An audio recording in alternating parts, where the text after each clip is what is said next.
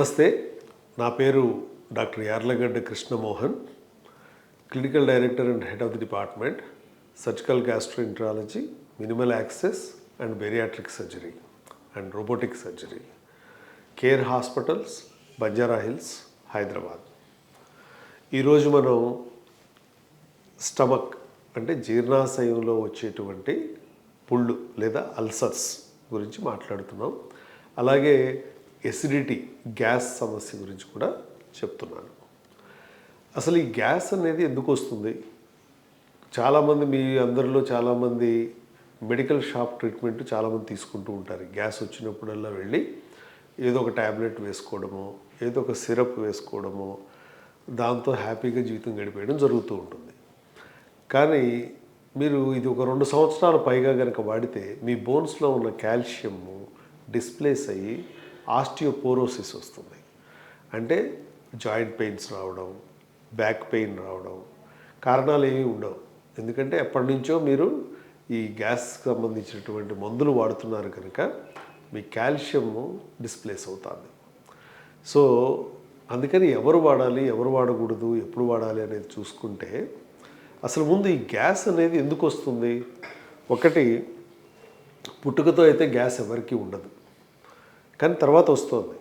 అంటే మన లైఫ్ స్టైల్ని బట్టి, మనం తినే ఆహారాన్ని బట్టి, మన నిద్ర సమయాన్ని బట్టి, తాగే నీళ్ళని బట్టి గ్యాస్ అనేది ప్రొడ్యూస్ అవుతుంది. గ్యాస్ అనేది ఎక్కడిదో కాదు, మనకి రిలీజ్ అయ్యేటువంటి, మనం ఒక్కొక్కటేమో గాలి మింగుతూ ఉంటాం తినేటప్పుడు కానీ తాగేటప్పుడు కానీ. తర్వాత 2, కార్బన్ డైఆక్సైడ్ ఇంటెస్టైన్స్లో రిలీజ్ అవుతుంది. అది మెటబాలిక్ ప్రాసెస్ ద్వారా కార్బన్ డైఆక్సైడ్ రిలీజ్ అవుతుంది. ఇది మామూలుగా ప్రక్రియలో మనందరికీ పైనుంచి నోటి ద్వారా రావడం కానీ, లేదా కింద నుంచి పిత్తుల్లాగా పోవడం కానీ జరుగుతూ ఉంటుంది. ఇది నార్మల్గా అందరికీ జరిగే ప్రక్రియ. అయితే ఎప్పుడైతే ఈ స్టమక్ బాగా ఉబ్బిపోవడం, అంటే కడుపు బాగా ఉబ్బరంగా ఉంది అని చెప్పి అడుగుతూ ఉంటారు. అలాగే కింద నుంచి పిత్తుల్లాగా విపరీతంగా పెద్ద పెద్దగా సౌండ్స్తో వచ్చేస్తోందండి అనేది వాళ్ళు మరికొంతమంది. కొంతమంది నాకు ఇండైజెషను అంటే జీర్ణక్రియ సరిగ్గా లేదు, అజీర్తిగా ఉంది అని చెప్పేవాళ్ళు మరికొందరు. సో ఇవన్నీ కూడా ఎందుకు జరుగుతున్నాయంటే, ఒకటి, టైంకి తినకపోవడం. అంటే మనందరం కూడా సూర్యోదయాన్ని బట్టి మనం తినాలి. కార్టిసాల్ అనేటువంటి మెటబాలిక్ ఈటింగ్ హార్మోన్ సూర్యోదయం నుంచి 2-2.5 గంటలు ఉంటుంది. ఆ టైంలోనే మనం టిఫిన్ చేయాలి. అట్లాగే నూన్ నుంచి, అంటే మధ్యాహ్నం 12 గంటల నుంచి 2-2.5 గంటల పాటు టైంలో లంచ్ చేయాలి, లేదా మధ్యాహ్న భోజనం తీసుకోవాలి. మూడోసారి సూర్యాస్తమయం నుంచి మళ్ళీ కార్టిసాల్ వస్తుంది. అది 2-2.5 గంటలు, అంటే 8-8:30 లోపు తినేయాలి. సో ఈ టైమింగ్స్ కనుక పాటిస్తే గ్యాస్ అనేది రాదు. దీనికి తోడుగా నీళ్లు తాగాలి. కనీసం రోజుకి 3 లీటర్లు. ఎందుకు తాగాలి 3 లీటర్లు? మనకి బాడీలో ఉండేటువంటి రక్త పరిమాణం 5.5 లీటర్లు. అందులో 3 లీటర్లు యూరిన్ గాను, మోషన్ గాను, లేదా స్వెట్లోను అంటే చెమటగాను, లేదా శ్వాసలోను బయటికి పోతూ ఉంటుంది. దాన్ని రీఫిల్ చేయమంటున్నాం. నీళ్లు మంచివి కదా అని చెప్పి 7-8 లీటర్లు తాగాల్సిన అవసరం లేదు. ఎందుకంటే మీకున్నది ఒకటే హార్ట్. సో ఎంత ఎక్కువ రక్త పరిమాణం పెంచితే హార్ట్ కూడా అంత ఇబ్బంది పడుతుంది, కిడ్నీస్ ఇబ్బంది పడతాయి. సో దానివల్ల ఎప్పుడైనా కూడా 2.5-3 లీటర్లు, అలా అని చెప్పి అందరూ 3 లీటర్లు తాగకూడదు. కిడ్నీ ఇబ్బందులు ఉన్నవాళ్ళు వాటర్ రిస్ట్రిక్షన్ ఉంటుంది. గుండె సంబంధిత వ్యాధులు ఉన్నవాళ్ళు వాటర్ రిస్ట్రిక్షన్ ఉంటుంది. శ్వాసకోశ ఇబ్బందులు ఉన్న వాళ్ళకు కూడా వాటర్ రిస్ట్రిక్షన్ ఉంటుంది. అంటే వాళ్ళందరూ 1.5-2 లీటర్స్ కంటే ఎక్కువ తాగకూడదు.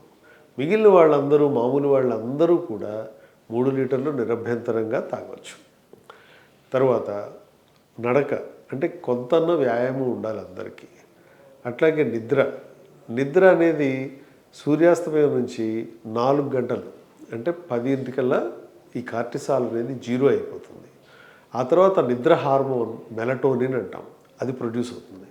దానివల్ల మనందరం నిద్రపోతున్నాం. ఆ టైంలో మీరు ప్రపంచం ఏమైపోతుందో కంగారుగా మీరు మొబైల్ చూడటము, లేదా టీవీ చూడటము, లేదా ఎవరితోనో కబుర్లు మాట్లాడుతూ టైం పాస్ చేయడం, లేదా అప్పుడు ఫ్రెష్గా కూర్చొని ఫుడ్ తినడం, ఇలాంటి కార్యక్రమాలకు ఉపక్రమిస్తే అప్పుడు ఆటోమేటిక్గా మెలటోనిన్ ప్రొడ్యూస్ కాదు. కార్టిసాల్ ప్రొడ్యూస్ అయ్యి స్ట్రెస్ హార్మోన్ బిల్డ్ అవుతుంది. ఎంత స్ట్రెస్ బిల్డ్ అవుతుంది అంటే మీరు తిన్న ఫుడ్ కూడా బాగా లేట్గా తింటే అరగదు. మీరు 7ంటికి తినే ఫుడ్ అర్ధరాత్రి 2ంటికో 1 గంటకో తింటే అది పొద్దున్నే నాకు అజీర్తిగా ఉంది, రాత్రి బాగా లేట్ అయింది అని చెప్తూ ఉంటారు. ఇవన్నీ ఎందుకు జరుగుతున్నాయి? మీ బాడీ సూర్యుడిని బట్టి నడుస్తుంది. ఇది ఒక కెమిస్ట్రీ ల్యాబ్. అలాంటిది మీరు దాన్ని గమనించకుండా ఏ టైంలో పడితే ఆ టైంలో ఫుడ్ ఇస్తే బ్రెయిన్ కన్ఫ్యూజ్ అయిపోతుంది. దానివల్ల ఈ అజీర్తి అనేది వస్తుంది. దానివల్ల కార్బన్ డైఆక్సైడ్ ప్రొడ్యూస్ అవుతుంది. దానివల్ల ఇంక్లూడింగ్ మీ హైపర్ టెన్షన్, బీపీ, కొందరు డయాబెటీస్, ఇలాంటి ఇన్ఫ్లమేటరీ వ్యాధులు, లైఫ్ స్టైల్ డిసీజెస్ అంటాం. ఇవన్నీ కూడా ఒబేసిటీ, ఇవన్నీ కూడా మనం తినేటువంటి ఆహారం, నిద్ర సమయం, అట్లాగే నీళ్లు, వీటి మీద ఆధారపడి ఉంటుంది. సో ఇవి రాకుండా ఉండాలి అంటే నేను ఇందాక చెప్పినట్టు ఆ 3 సమయాల్లోనే తినాలి, రోజు 3 లీటర్ల నీళ్లు తాగాలి, అలాగే టైంకి నిద్రపోవాలి. వీటితో గ్యాస్ సమస్యను పూర్తిగా అధిగమించవచ్చు. అయితే తినే ఆహారంలో కూడా పచ్చళ్ళు, బాగా మసాలాలు, ఇంకా బాగా ఫ్రైడ్ ఫుడ్స్, ఇవన్నీ డెఫినెట్గా టేస్టీగా ఉంటాయి. కానీ టేస్ట్ అనేది కేవలం 4 వరకే. లోపలికి వెళ్ళిన తర్వాత అవి హైడ్రోక్లోరిక్ యాసిడ్ని ప్రొడ్యూస్ చేస్తాయి. ఎంత యాసిడ్ ప్రొడ్యూస్ అయితే అంత కార్బన్ డైఆక్సైడ్ కూడా రిలీజ్ అవుతుంది. దాంతో మీకు కడుపు ఉబ్బిపోవడం, ఆ తర్వాత అట్లాగే ఈ విపరీతమైనటువంటి అజీర్తి కలగడం, నాకు గ్యాస్ వచ్చేసిందని చెప్పి అప్పుడు మళ్ళీ డాక్టర్ దగ్గరికి వెళ్తే డాక్టర్లు కూడా రకరకాల ట్యాబ్లెట్స్ ప్రిస్క్రైబ్ చేయడం, ఇవన్నీ జరుగుతున్నాయి. సో వీటితో పాటుగా అసలు ఎందుకు వస్తుంది అనేటువంటి రూట్ కాజ్ తెలుసుకోవాలంటే కొన్ని పరీక్షలు చేయించుకోవాలి.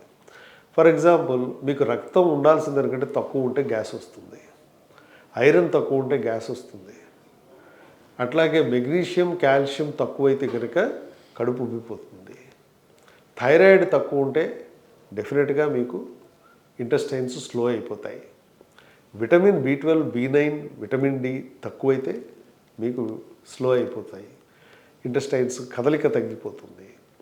సో ఇవన్నీ రకరకాల పరీక్షలు. వీటితో పాటుగా ఫ్యాటీ లివర్ ఏమైనా ఉందా, లేక ఎండోస్కోపీ చేస్తే అందులో ఏమైనా పుళ్ళు కానీ, ఎరోజన్స్ కానీ, ఎరోజన్స్ అంటే జస్ట్ ఇన్ఫ్లేమ్ అవ్వడం, అంటే కొంచెం వాపు రావడం కడుపులో, ఇలాంటివి ఏమైనా ఉన్నాయా అనే దానికి ఎండోస్కోపీ చేయాలి. ఈ ఎండోస్కోపీ చేసినప్పుడు హైటస్ హెర్నియా అనేది కూడా చూసుకోవాలి. ఎందుకంటే హైటస్ హెర్నియా ఉన్నప్పుడు ఈ యాసిడ్ ఛాతీలోకి వచ్చి ఛాతీలో కూడా మంట వస్తుంది కొందరికి, దానివల్ల హెడేక్ వస్తూ ఉంటుంది. కడుపు ఉబ్బిపోయినప్పుడు షోల్డర్ పెయిన్, భుజం నొప్పి వస్తుంది, లేదా వీపు నొప్పి వస్తుంది. వీటికి మళ్ళీ ఆర్థోపెడిక్స్ వాళ్ళ దగ్గరికి కూడా వెళుతుంటారు. కానీ మీ ప్రాబ్లం ఎసిడిటీలో ఉంది.